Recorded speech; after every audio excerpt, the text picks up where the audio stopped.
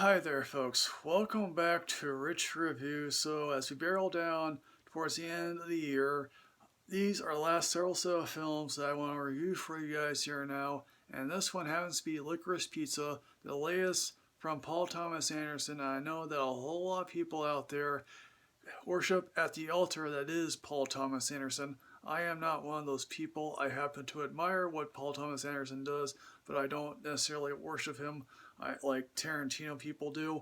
Channeling Cameron Crowe for the first time in his life, and probably one of the more upbeat films in a very long time, considering the fact is when you hire Paul Thomas Anderson to do a film, you don't necessarily have a upbeat film considering his filmography.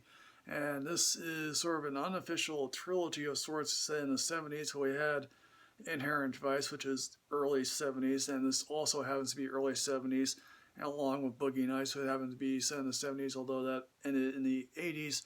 And this tells the story of Gary Valentine, played by Cooper Hoffman, yes, son of Philip Seymour Hoffman, who just turned, I think, 18. And this could easily be a story of when Gary met Elena, and basically Elena Haim is sort of playing herself. And granted, yes, there is actually the age difference here, and I know that a lot of people out there are going to be like, oh yeah, he's 17, she happens to be in her early 30s. Of course, if the sexes were reversed, everyone here will be basically saying, oh, this is pedophilic, it's creepy, and whatever else. Here, I'm just going to say it's sweet-natured and it happens to be cute. Basically, using his own memories from the San Fernando Valley days, and along with a couple other people that he happened to know, when this happens to tell the story of Gary Valentine, who happens to be a sort of a know-it-all guy who happens to have pies and a whole lot of ventures, and think of him as sort of Ferris Buellery, although a little less rascally at that. When you first meet Gary, he's at school picture day, he meets Elena, he's instantly smitten with her and says to her friend, hey look, I'm going to marry that girl one day.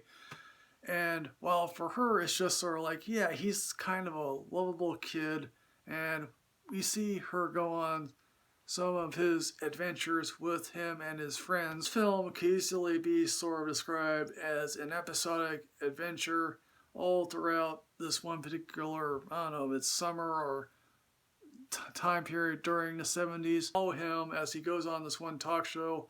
He was on this one, it's not necessarily a Broadway show, but a show, and he makes a joke at the end that I don't think necessarily lands, and I don't think it works. We obviously do meet a whole bunch of other acting royalty. One that happens to be Sean Penn, of course, because Sean Penn is always great in everything he does. Also happen to meet Tim Conway Jr., which I don't understand who Tim Conway is in general. We also meet son of Spielberg in this. We meet someone else who's a son of a son. We meet Sean Penn, who's essentially playing William Holden here. I guess she's in awe of everyone she meets. And obviously, quite frankly, if you're thinking to yourself when you're going into this film that Bradley Cooper is going to have a large time devoted to him, you'd be wrong. He's in one little section of this film. He is that guy who dated Barbra Streisand back all those years ago. And he just plays him like a crazy guy. And, hey, look, they're selling. Remember the time when, waterbeds were going to be the next big thing? Well, let's face it, they weren't. This is one of those films where I'm like, I would love to meet this guy 40 years later. I know that Paul Thomas Anderson wouldn't want to do a follow-up to see where these characters land all these years later, because quite frankly, he doesn't do that, but the appropriate phrase of peaking in high school is exactly what a phrase for this kid would be, considering that, yeah, he's a fast talker, and he's in business with a whole bunch of people. Then, of course, the last sort of minutes of the film is sort of devoted to, I don't know, mayoral campaign or some campaign involving a guy who Elena takes, a spinning to, but of course he's secretly gay, and obviously gay in the 70s. You couldn't be out, obviously, or unless you're in, Castro district in, San Francisco.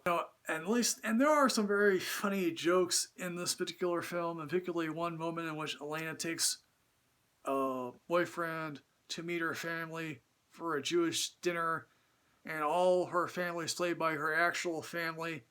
The conversation in the background, it was like, yes, I'm laughing at this because here is this guy who's clearly an atheist, even though he's Jewish. And just, again, I think it's a very warm-hearted, sweet movie. So I'm going to say about Licorice Pizza, I am going to give this a leave work early. I think people should see this. It probably is making a whole bunch of top 10 lists because people love Paul Thomas Anderson. So folks, Licorice Pizza, have you seen this? What you think? Please put everything in the comment box below here, folks. As always, folks, like, comment, subscribe, enrich yourself with knowledge. I'm at Michael Rich at Rich2 on Twitter. I'll see you next time, folks, with another film. Hooray!